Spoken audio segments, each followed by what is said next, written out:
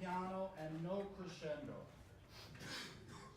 And 238 is still piano with crescendo. So there's no crescendo from 227 until 238. So sempre piano until 238, and then we do a crescendo. We were pretty loud again at 227. Next thing.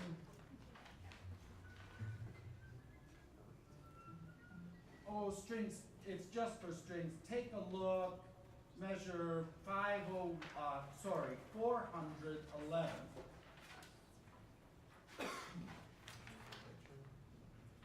We did that crescendo and then the subito piano. Can we place the subito piano a little late so we go bum, bum, bum?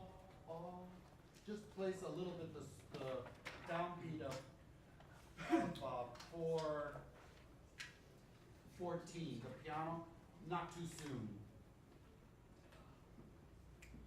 Then,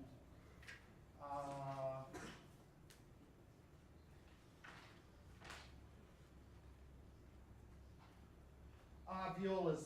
This is just for violas. There's a misprint in 506.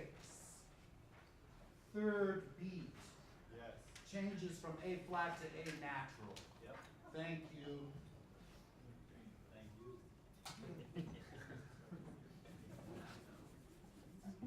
And this section too, take a look, violins 497.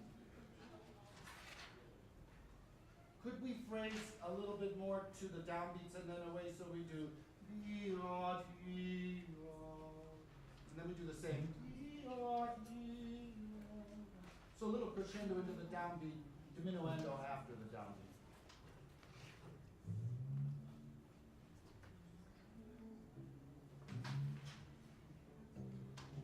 Everybody who's playing in 533, please. 533. We did a really nice diminuendo in 532. In 533, could we please continue the diminuendo so no strong third beat? Boom, boom, boom. So light on the third beat.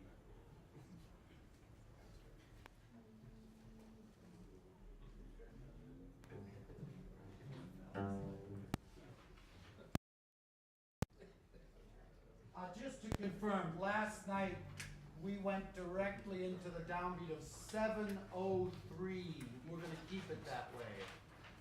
That had been undecided. But going into the downbeat of 703, we will do what we did last night. No break.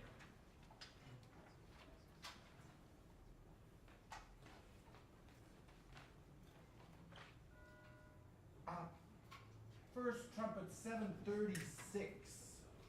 736. Could it come just a little earlier? It's just slightly late, that place at 736. Sure. Thank you.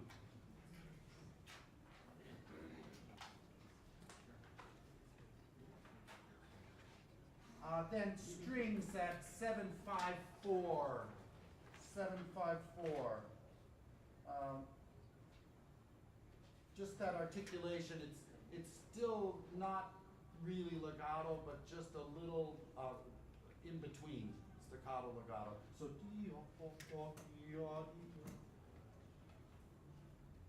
I think we got that as we went along. I just wanted to confirm it. And then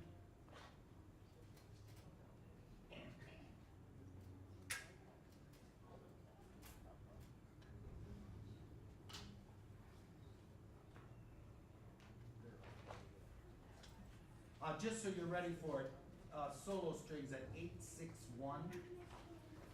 We're going to go faster than we did last night.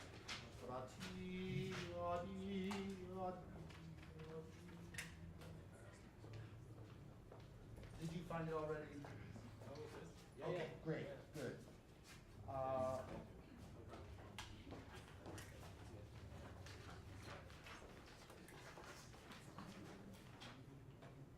Oh, could we do once, everybody find 1079? We've never quite had it, the return from 3/4, we've always had some stuff in the pothole. Let's see if once we can clean that up. Let's do 1079, 1079.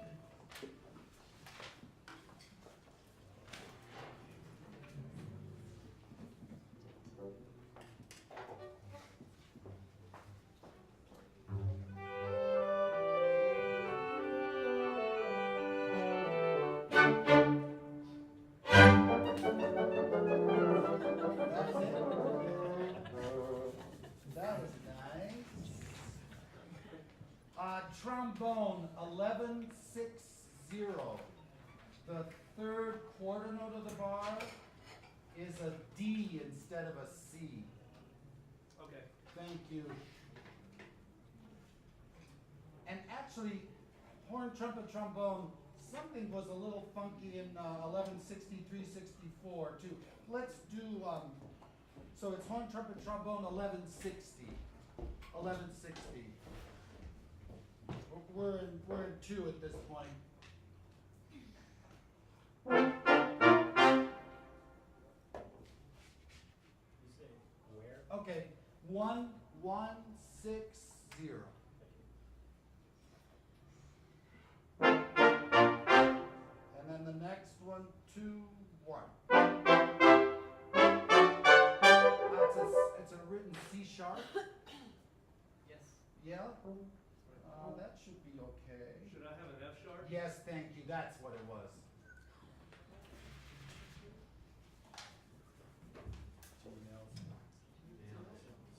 Thank you.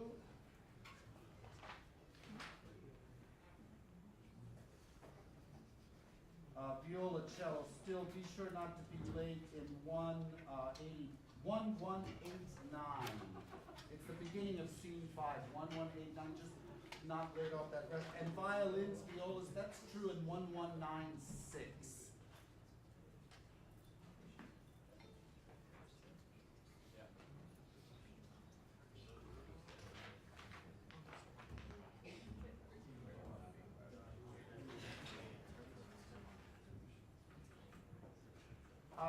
This is just for Tam Tam. 1557. 1557 tacit. You got it. Thank you.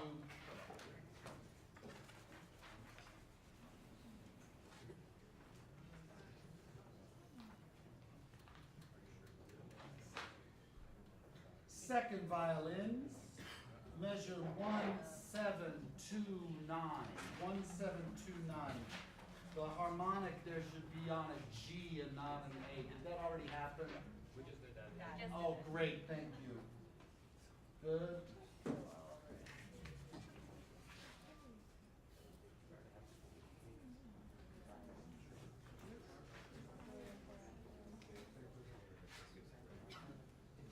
Oh, horns.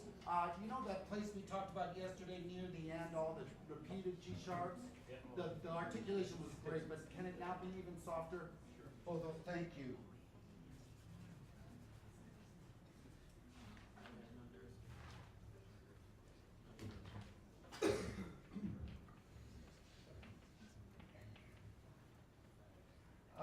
Strings in the area after 1609. I kept asking you for, it's actually violins, violas. I kept asking you for longer and I went too far. Can we get something in the middle where we still hear some articulation, but just kind of brushy and gentle, but a little clearer now? Thank you.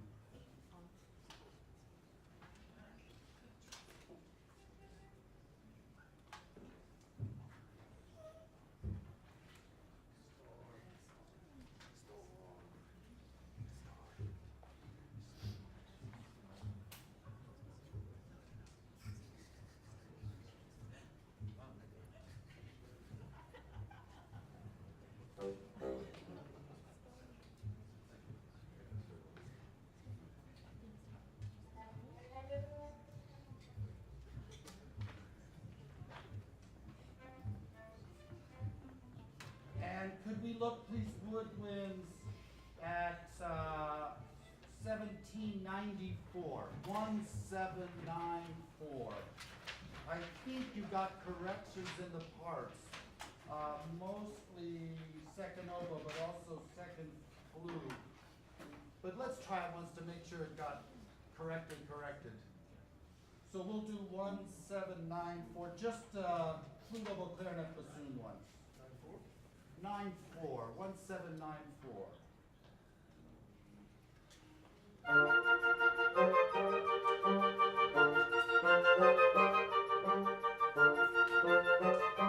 Great, thank you.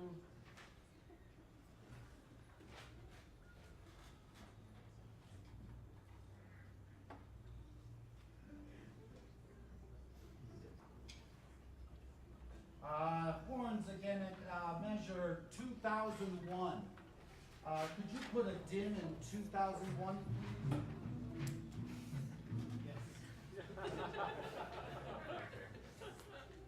And the other place that was a bit much last night was 2051. 2051 should be softer than one piano, softer than it's marked as 2051.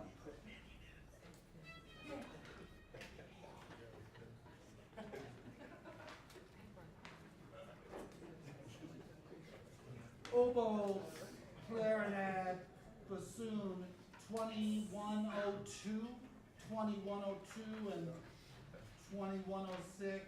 This whole area. The sforzandos are misleading. He really wants something gentle in piano. That whole passage softer. So the sforzandos within piano, not too much. And then we're going to be ready for scene 2 after this note. Okay. If you go back, please, to scene 5.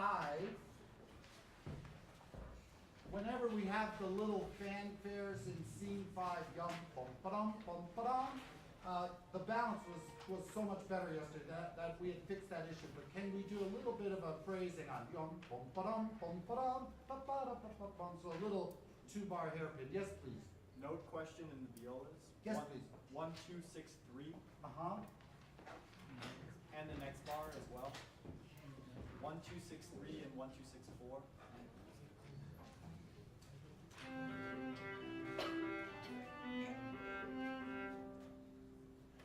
Bravo.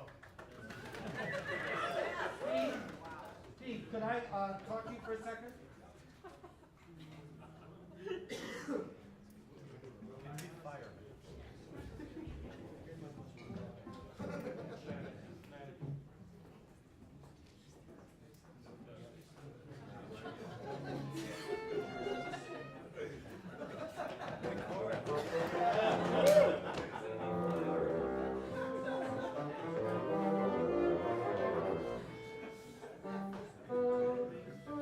And thank you. In 1, 2, 6, 3, beats 3 and 4, the first of the 2 notes F instead of E. Thank you very much. Thank you. Miranda. Yeah, I'm ready. And the next bar? The next bar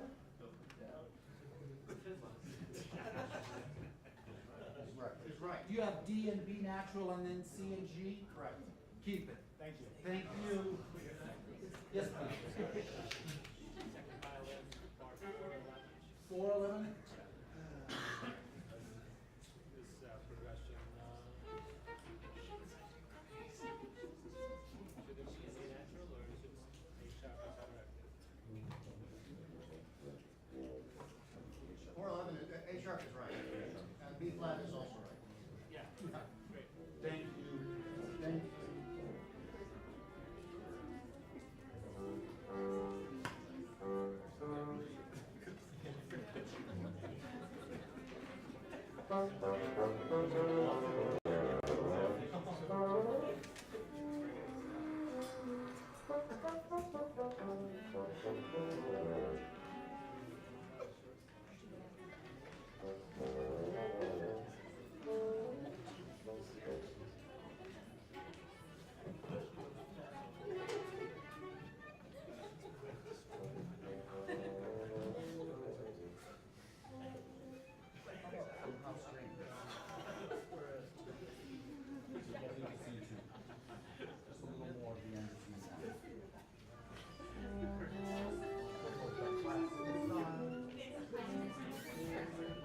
So we're starting now from measure 304.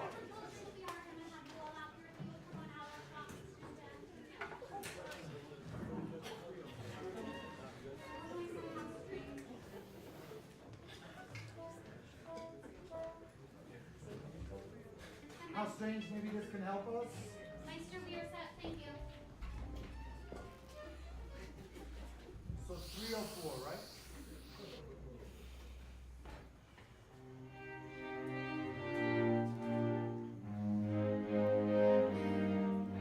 How strange. Maybe this can help us. What a coincidence! The classical style! Haydn, Mozart, and Beethoven. Notice my name comes first. Whatever. What an ego that guy has, always grabbing all the attention. It's by Charles Rosen, the eminent pianist and thinker. Never heard of him. Well, it's all about how great we are. Here, listen.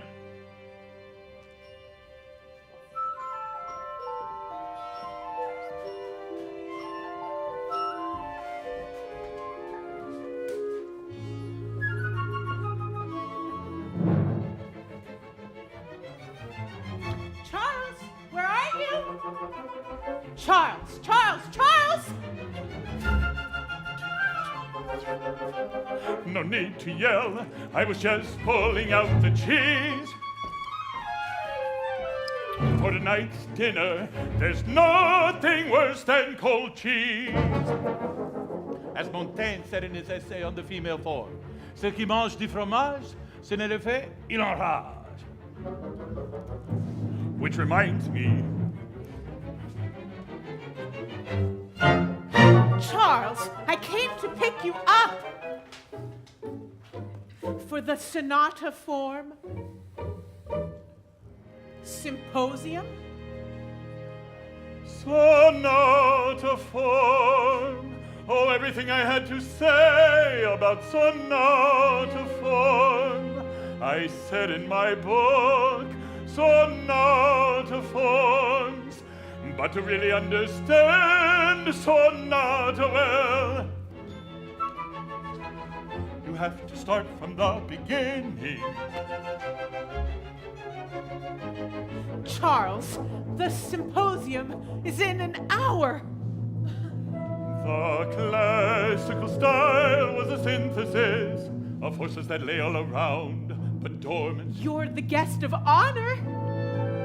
Of course, it's a miracle. That's too easy to see in hindsight, too comforting to construct. Various inevitabilities, convenient narratives.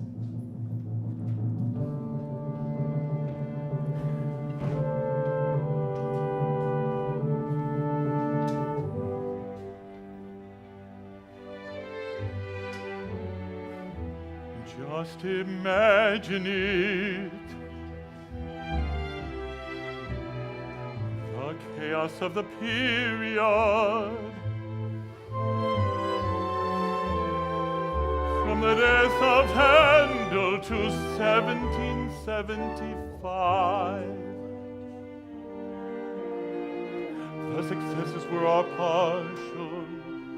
A composer had to choose between dramatic surprise and formal perfection, between expressivity and elegance, and into that gap, into that chaos, came the classical style.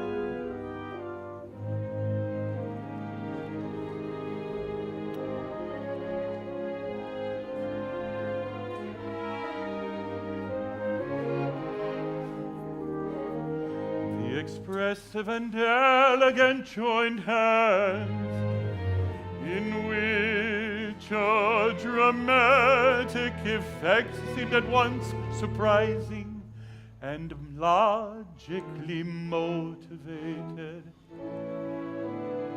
Not so much the achievement of an ideal as the reconciliation of conflicting ideals.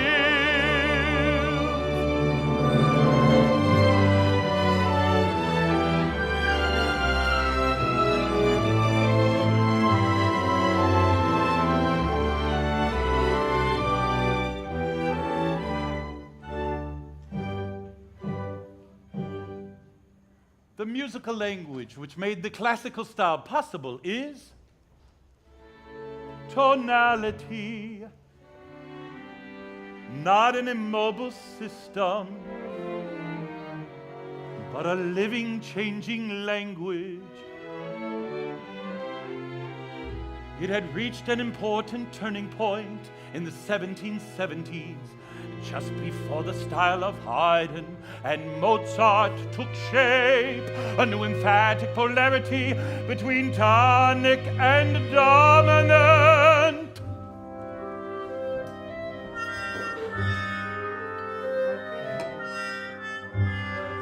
Great, thank you.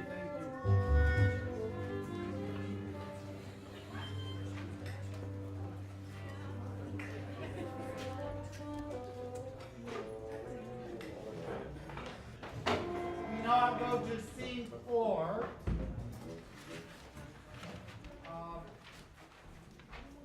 Hey,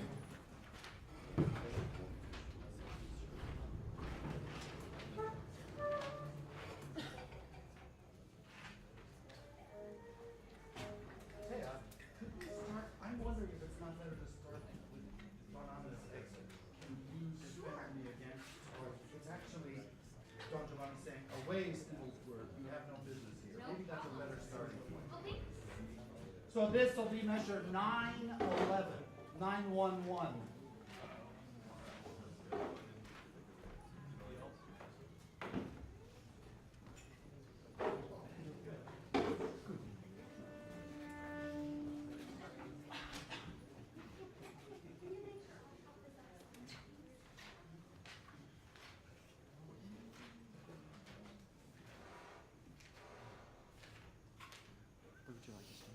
We're going to go from Don Giovanni's line. Aubrey? Away, Snibblesworth. You have no business here. Aubrey, come on out. We're going to go from away, Snibblesworth.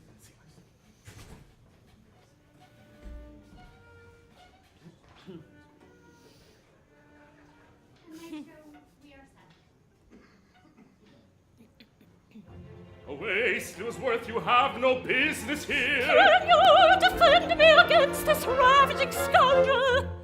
No, I cannot, but I can inform you that the melodic line you are about to sing contravenes some key values of quote-unquote good melodic writing in the classical era, e.g., as expressed in Türk's Besegenserung des melodische Stumpelwangen of 1774 and numerous other sources, and thereby indicates cross-textually, or as they say in critical theory, ironically belies the protestations of virtue that you are on the very point of expressing. Moreover, Oh, strange, very strange, very strange.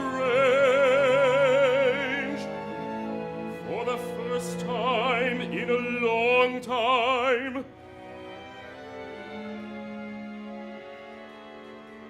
I am not in the mood. What? I think I need to go be by myself for a little while. Well, that was unexpected. musicology saves the day yet again. Where is the scoundrel? Well, hello, Commendatore. A bit too late. But I must protect my daughter's honor. My honor is completely intact. In fact, I think my part is over. I'm going to bed. Well, nothing to be done now, I guess. The opera's over before it even got started, and my whole life lies before me. Actually, what am I going to do with my life? May I suggest the exciting field of musicology? queen of disciplines, most passionate of inquiries. What's musicology? It combines close analysis of music with a broader historical sweep, contextualization, if you will, reception studies, manuscript and handwriting, parsing of autographed manuscripts. My specialty is music of the classical period. What's classical music? It's music so beautiful that it has to be explained. You certainly are passionate about musicology. So how about it? We have some openings in our department. Interesting thought. Would you excuse me for a moment while I consult with my wife? Who would have imagined that a musicologist would be alone on the grand stage? The star of an opera. What a world! What a world! Oh, the analyses I will make! Oh, the paradigms I will subvert!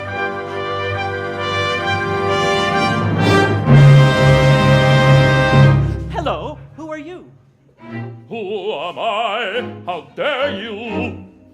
I am Ludwig van Beethoven. The Ludwig van Beethoven? The very same. Who are you?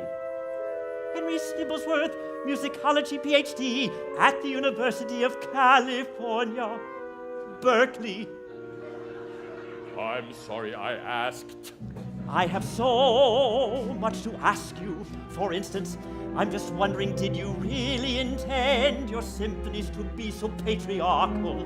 What do you mean? Well, all that dominant tonic, all those heroic themes. I mean, is it just a pose, or are you overcompensating for something? I have no time for this. You know nothing of my work.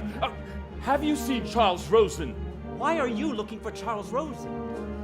Wolfgang Joseph and myself have been reading his book. It is so marvelous. We feel he may be